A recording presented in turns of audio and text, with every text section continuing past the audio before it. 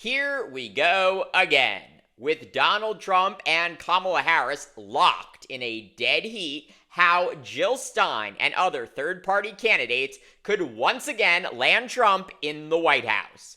Welcome to the No Spin Zone. Graphs Grievances starts right now.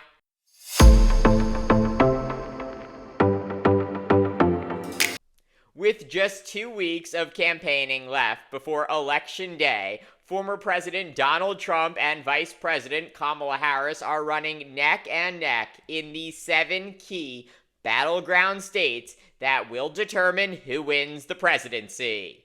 But Trump and Harris are not the only presidential candidates on the ballot. According to the New York Times, in every battleground state, there is at least one third-party or independent presidential candidate also on the ballot. And while no third-party or independent candidate has any shot of winning the White House, they very well could determine whether Trump or Harris is elected. Here's how. By drawing even a few thousand votes from either major party candidate in a swing state, that could impact whether Trump or Harris wins that state's electoral votes and the presidency.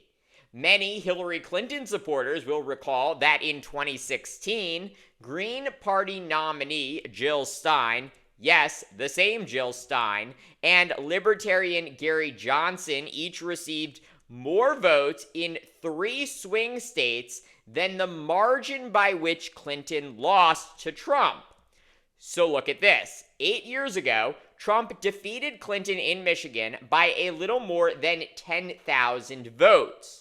But Johnson also won 172,000 votes in Michigan, and Stein won 51,000 votes in the state.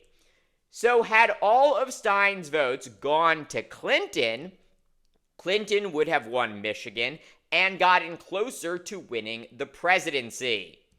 The same being true in Pennsylvania and Wisconsin.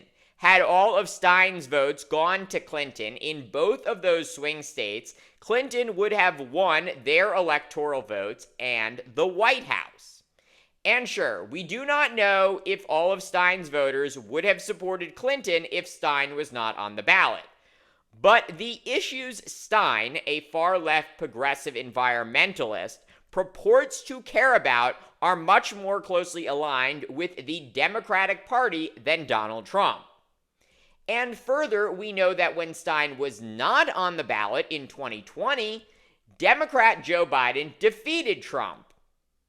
But this election year, Stein is back with a vengeance, on the ballot in 38 states, including the battlegrounds of Wisconsin, Pennsylvania, Michigan, Georgia, North Carolina, and Arizona. That is every swing state with the exception of Nevada. But Democrats don't just have Stein to worry about. In Michigan, Robert F. Kennedy Jr., despite ending his presidential campaign and endorsing Trump, is still on the ballot. And perhaps more concerning for Democrats, Dr. Cornel West, a socialist professor and frequent guest on liberal media outlets, including MSNBC, is also on the ballot in Michigan.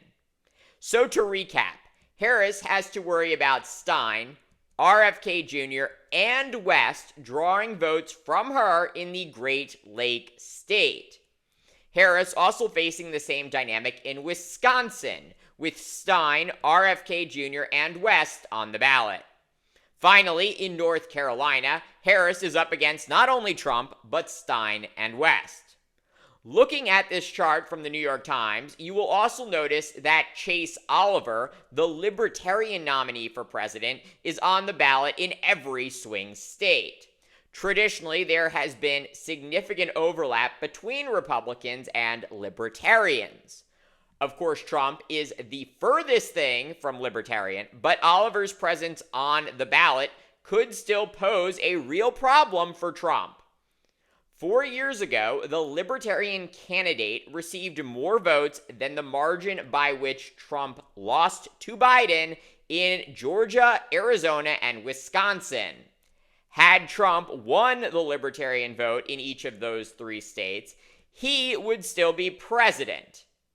Nevertheless, Trump and his campaign don't seem to be very concerned that they face a third-party threat this year. But having learned their lesson from 2016, Democrats are focused on targeting Stein. Jill Stein, Green Party candidate for president. So why are Trump's close allies helping her? Stein was key to Trump's 2016 wins in battleground states. She's not sorry she helped Trump win. That's why a vote for Stein is really a vote for Trump. Jill Stein, I like her very much. You know why? She takes 100% from them.